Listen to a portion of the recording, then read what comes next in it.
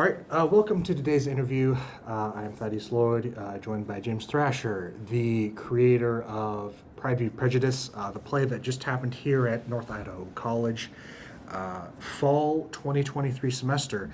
And I'm here interviewing you today and asking you how you were able to create such an interesting play because, well, the play obviously it's based off the book Pride versus Prejudice by Jane Austen, and I just wanted to know how you did it because it was incredible, especially for being a fellow college student myself. Not only did you write it, but you also wrote it words wise and musical wise. So how did you even come up with that, like doing both? I would say a lot of it just has to do with my past exposure to the content. So I grew up watching multiple versions of Pride and Prejudice growing up, and I grew up loving it. I had a lot of exposure to it, so it felt pretty natural being able to adapt it. I remember like my sister and I would come up with like, oh, what if it went this way, or like what happened during this part, which really helped with, I think, gaining like a new perspective. And I think the tough part was just doing it in a short amount of time. So I started writing Pride v. Prejudice back in October of 2022. So a year later, so 13 months, almost 13 months later, Yeah. was when we performed it. And a lot of people they'll be working on multiple musical projects at the same time, but a lot of the time people spend like up to 5 years on a show, which is, I think, like a pretty reasonable amount of time considering like all of the things that go into a musical. Yeah. I would say, considering that I still live at home, I think that was like a pretty big contributing factor in being able to have any time to be able to do that. It was still very stressful. Like I was still working, and obviously like I'm going to school for business, so it was it felt like a lot of back and forth. But I think that there's something to be said for experiencing like a lot of different and diverse like life things going on, such as being in a workplace or being in a classroom for a class that maybe you don't enjoy very much. I think some of my best lyrics might have been written like during some of those classes, which I still got good grades for, but there would just be really rough days where I wasn't really inclined to be paying attention to everything that was going on in the class, which I've told my accounting teacher, for one. There's a song called Gilded Cage in there, which we were going through like one of the worst weeks of homework ever, and I decided like I'm not going to pay attention to the lecture just because I can't handle it right now. And so I wrote a song about being stuck in a gilded cage, which was like a perfect experience, I think, to inspire some of those lyrics maybe. Yeah. But during the summer, I think the most challenging part, which I did not expect, was writing down the orchestrations, because I have a lot of fun creating. So like I had a lot of fun creating the lyrics and the music, and the libretto was a little bit of a challenge, but it didn't take too long. There's already so much music in the show that like filling in between with dialogue and stuff like that. Again, I was very familiar with Pride and Prejudice, so I didn't have to go through the entire book and like I wasn't highlighting like every little thing. Yeah. I like to watch like a lot of deep dives on it and kind of immerse myself in it and go more off of like the feelings surrounding it rather than a lot of the technicalities. Jane Austen very much has a broad range of emotions, such as comedy, and conflict and all of that. And I think that was striking to me that people thought like, oh, Jane Austen's comedy is so funny. My comedy was in the show. It was inspired by Austen's comedy, for sure. But I would say like if I said things word for word from the book, or if I took the exact comedy that was in the book. It's kind of hard to get laughs out of modern audiences because it is very funny if you understand it, but a lot of modern art audiences do not interpret that the way it was meant to be, I guess. Yeah, it was because especially with the comedy part, it was the book was known to be a bit of a comedy, and the problem, personally I've had is, there's been a lot of modern adaptations of stuff, and you got like steampunk Shakespeare, or Right. 21st Shakespeare and stuff like that, which is why I really appreciated your rendition of it, which was keeping it in the original mode, the original century it was in, but then adding a little bit of a slight modern humor flavor to it, so audiences would be able to translate that to the modern audience, basically.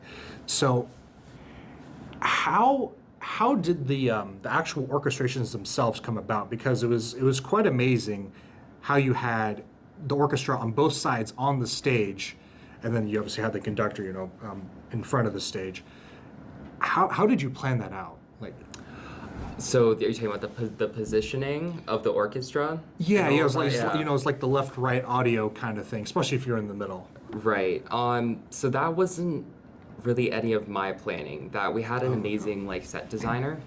Um, and I don't want to get her name wrong, but I feel really bad not mentioning it here. But she did an amazing job. It was beautiful, but I think it was sort of her idea to have these two different, almost like opera boxes on each side of the stage. Usually there is like a pit down below the stage where the orchestra would usually be, but only our director was down there, so that was unusual. But I wish I could say I had something to do with that idea. I loved the idea when I heard it.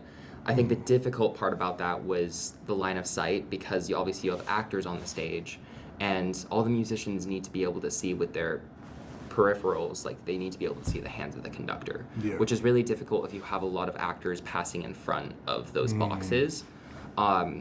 So we kind of taped the stage to make sure like actors, like, you can pass through this section, but like do not stand here, because otherwise the orchestra can't see our conductor.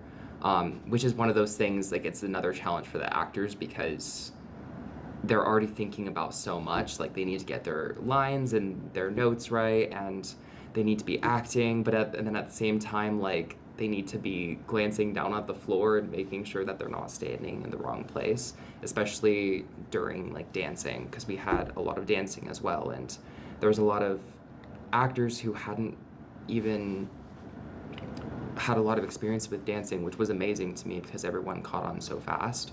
But I think it was pretty cool that in such a short amount of time that a lot of people who hadn't experienced a lot of just being in a show, let alone being an original show and dancing and singing, some people couldn't read music, and so they would learn audibly, which was crazy to me how they were able to consume that much information in such a short amount of time. So it all kind of worked together, but again, I wish I could say I had something to do with the opera boxes, but I didn't. So So with the short amount of time, I've heard that for a typical big kind of play, it's about 8 months to prepare for everything. But you did it in 2 months. I mean, you started writing it like a year ago, but you got all the cast together, you got all the production together in 2 months, which is pretty impressive. How much of a rush was it for you personally, just after you kind of started to finish it, and then boom, oh, we got 2 months to finish everything? It was very stressful. It was worth it, but we had 4 rehearsals a week. So Monday through Thursday, we would have 3-hour rehearsals each night. And we definitely could not have survived without that, but there were times when we would have to cancel due to sickness, or we didn't have everyone, obviously. It's just a big commitment. But it was very stressful. Not all the orchestrations had been completed. By the time we started rehearsals, I would say the week before opening was when I finished my last orchestration. So I think I still had 2 songs left the Friday before opening, which was the Friday, was our sits probe, which is when the orchestra comes in for the first time and all the actors just stand in front of mics. We don't do any acting or lines, it's just all singing, and then the orchestra kind of gets used to the music with the singers.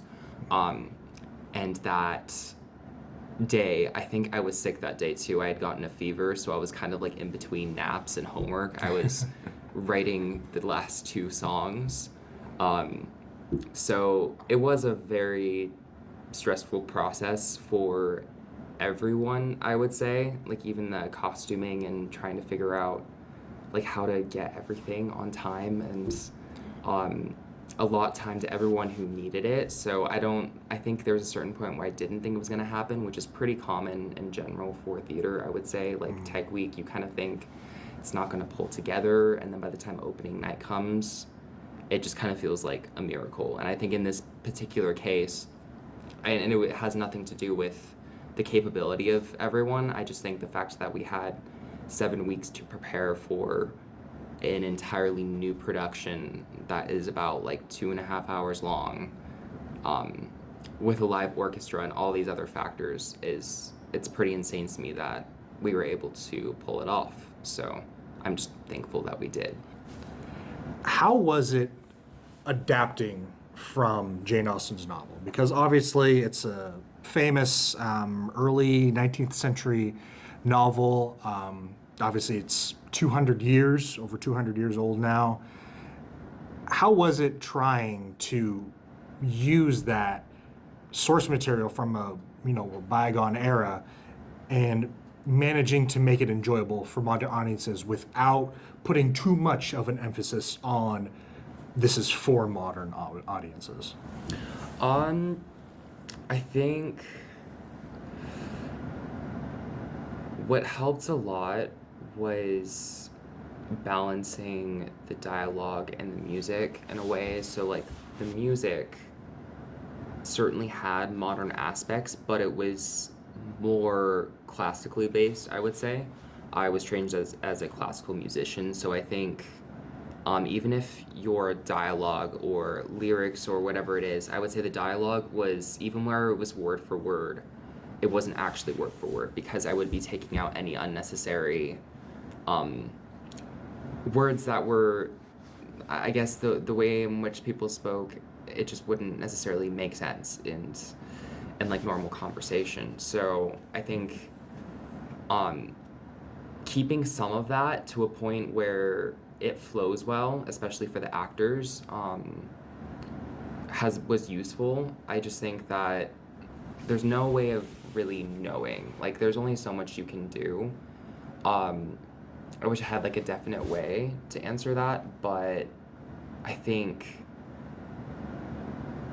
I just have always had a love for the way that the BBC version filmed it, and I think that gave like a good visual and audible representation of how I wanted it to sound to people. And I didn't realize how much of an adaptation that was. I think people talked about how accurate it was, and didn't really talk about how artistically they adapted the dialogue and the interactions between the characters. And then when I go back and I read the book, and I think like, well, there's so many iconic lines that people will reference that weren't even in the book. They just took the character and they would create these lines that people really enjoyed, and they were very authentic to the characters, but it wasn't Jane Austen's own words. And that's what I really appreciate about adapting classics, is when someone is able to maintain the integrity of it, and not, I guess that a short way to describe it would be,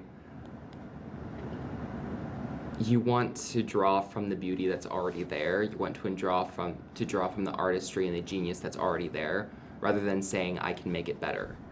I think that you can bring something new to the table, but as soon as an artist takes another artist's work and says to themselves, it has all these issues and I can make it better, or times have changed and so I need to swap the narrative, I think that that's demeaning to the other artist in a lot of ways and doesn't really make for good art. And I've seen adaptations of Pride and Prejudice, where I felt that there was a certain level of condescension towards Austen's work. And I think that Austen herself didn't really take everything too seriously. I think some of her writing was already borderline satirical, especially if you look at something like Emma. I think that's there in Pride and Prejudice as well, because, I mean, ultimately it's a novel, so it's based in reality, but it's also a fairy tale, and a lot of the characters are ridiculous because they're meant to be ridiculous. So I think that the most helpful thing was just drawing upon what was already there, bringing something new to the table, but acknowledging that Jane Austen made a great work of art, and I don't have to try too hard to make something that's also great from that, because I don't think that I can really do much better than her. So I don't think many people can say that they can. It's kind of stood the test of a couple of centuries now. So yeah, I don't know. That's kind of my perspective on that. After the 3 nights it played, how did you feel about it at the end? I felt very good about it. I was really proud of the way that everyone pulled through and made something that was enjoyable for audiences. I was very much aware of and still feeling all the hard work that went into it from myself. So I think since all the stress just kind of went down, I finally got to the point where I didn't need to do anything anymore, which didn't happen until opening night. So Yeah. I think there was a lot of stress relief that happened, and it was really nice to be able to enjoy every single night that it was performed and see that how the actors would tweak something different every single night. So I very much enjoyed it. Okay. Yeah. And then where do you plan on going from here? What have you got, any future plans? I don't know for sure. I am hopeful that I can submit this show to someone who can potentially put it on at a professional theater in some capacity. I'm not really sure what that's going to look like. I'm still in the process of writing other projects, so I kind of put Pride and Prejudice at a rest, or Pride v. Prejudice, I should say. There are certainly editing details that I need to make for orchestrations and things that you just don't really realize until you put it to the test by actually having it performed. So I have been making those changes and those just working out all the kinks. I would say I still have some more to do, but I'm hoping once I finalize that, I can officially submit it to someone. Aside from that, I'm just continuing to write other adaptations of classics and original stories as well. I never stop starting projects. I'm currently trying to focus on just a couple so I can actually finish them. Yeah. But I highly doubt that any of them will be finished in that short amount of time and performed in that short amount of time that Pride v. Prejudice was, which I am very much okay with. I think it was an experience that was amazing and helpful in so many ways, but I do not hope to repeat again, just because I think I would prefer to feel a little more prepared and not racing against time so much. So Yeah. All right. Well, thank you very much, Mr. Thrasher, for coming on. And, well, goodbye.